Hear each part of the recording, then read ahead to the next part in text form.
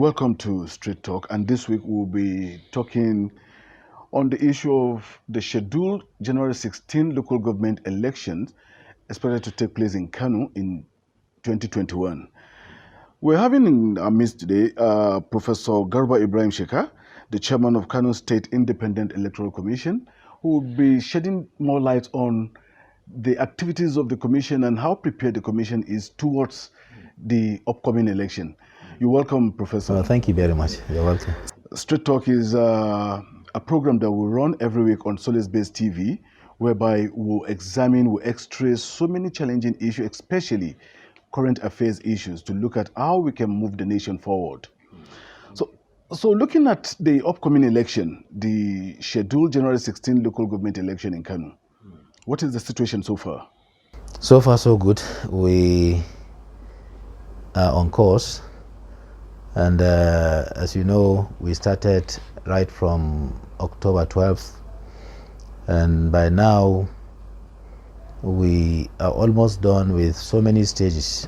But as of today, that is by today, Thursday, 3rd of December, by 4 p.m., that is when we have closed the sales of nomination forms. So many parties have submitted their candidates, and our premises is so busy for the past 1 week. And we are going to close sales of form today, and then returning of completed form will also be closed on 7th of December. Okay. So as of today, I mean, like I said, we are going to close sales of form today, and then by Monday, we are going to embark on training of our electoral officers and their assistants in our premises.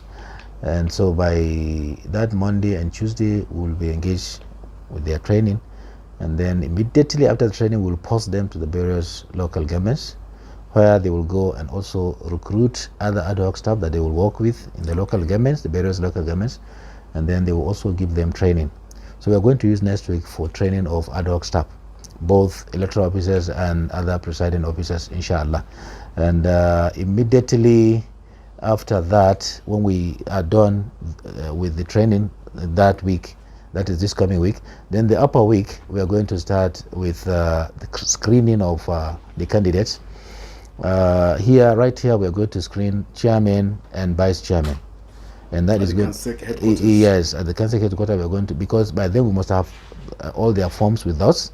Then it is the information they put in the form that we will now check and verify in terms of their age, in terms of their qualification, in terms of all other things that we require, the NDLEA test and whatever. So all these things are things that we are going to verify here. And then at the various local governments, the electoral officer and assistants will conduct the screening of the councillors. Okay. In the local government level. The local government level. Yes. So after that week, then we will display the names of those that have actually been cleared. And then those that are having some problem, we'll return them back to the political parties for replacement. And if there's any additional light they could shed so that they could actually be accepted, we'll give them that opportunity. How many political parties are participating in the process? So far, so good. We have 12 political parties that have submitted their candidates. 12? Including PDP. Yes. Okay. So PDP submitted their list yesterday.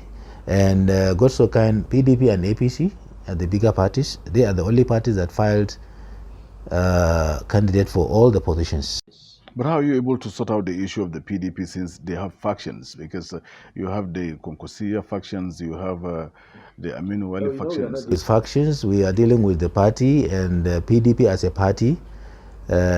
Some people said they are not going to contest. Okay. They opted out. They withdrew from the election. But to our surprise, not quite 1 hour after they made that press briefing, we saw a comprehensive list of PDP candidates. Okay. 484 local governments and 44 chairmen. I mean 444 councillors. 484 councillors. That is total number of councillors. They are all contesting in all the positions. And then 44 all the local governments. 44 chairmen. And of course we have to accept from PDP as a party. So if a faction said they opted out, but as a whole we saw it from the party, we accepted it as a party. So PDP is contesting as far as we are concerned. One of the allegations of one of the group that said they were opting out of the election was the fact that the money allocated for the election was too much. That is 2.3 billion naira. To you, will you say the money is too much?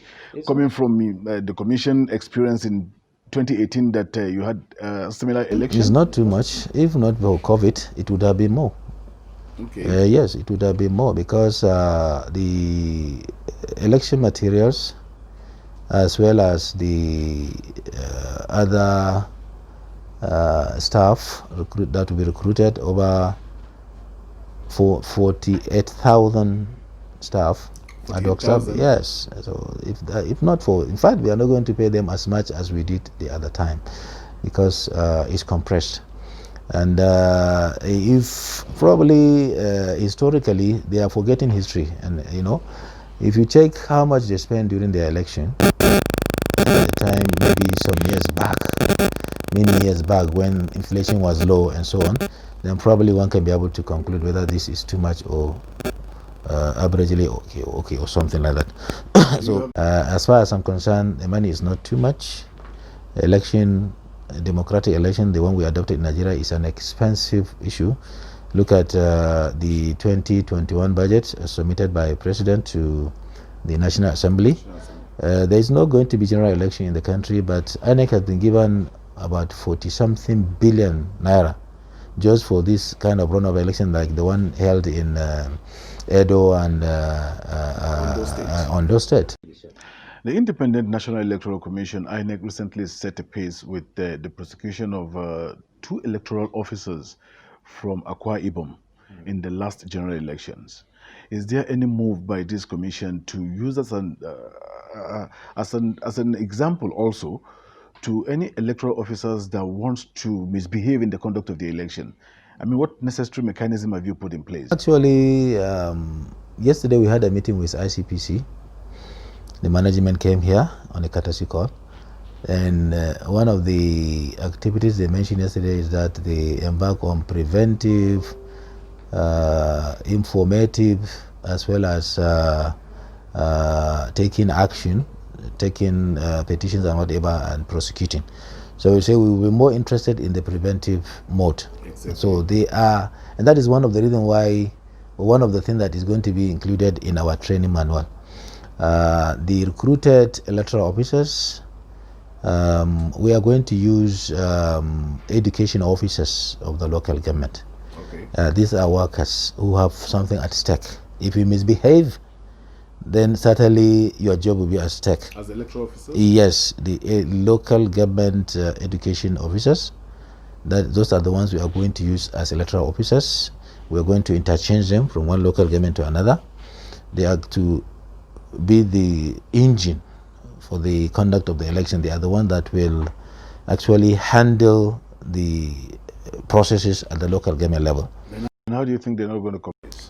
They are not, because like I said, first of all, we have the training that we are going to give them, and it includes, apart from ICPC, it includes the MAMSA, what do they call themselves now? National Orientation Agency. So we are going to talk about corruption seriously and punishments in case anybody committed any offense. And like you gave a case of the INEC prosecution in Akwa Ibom, that is awaiting anybody who defaulted, anybody who decided to go his way rather than the one prescribed by the law.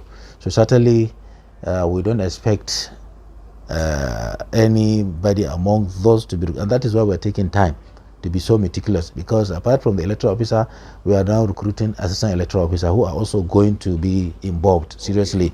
Yes, so the two of them must pull their heads together to do the work according to the rule. We are only delaying production of the sensitive materials because we want to know how many parties registered, and that we may know only after completing the forms. Some may collect the forms and may not be able to fill it. They may not be able to be cleared from the tax authority. They may not be able to be cleared from the NDLEA or something like that. So at the end of the day, they may not be candidates. So we want to know actually those who are contesting. what are their parties. Any party that does not file any candidate is not going to appear on our ballot paper. And that is why we are delaying that. We don't want to have a very clumsy ballot paper this time around. We want to have a ballot paper with fewer parties. Last time, when we had about 68 political parties, even myself, when I went to cast my vote, I found it very difficult to trace my party that I will cast. I mean, that I will vote, because the party symbol is so tiny. So for those who cannot read, and if they cannot be able to identify the party symbol, then it becomes a problem to them.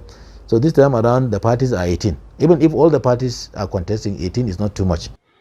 As the chairman of the commission, what assurances are you giving the contestants from both the opposition and the incumbent party in authority that there's going to be fairness? So, well, like I kept saying, even during our sensitization, I said if we are to ensure credible election, then it is a combination of three factors. It's a combination of three factors. Okay. Yeah, one, the commission, for us to produce the materials, supply them on time, recruit the right people that will do the work. Okay.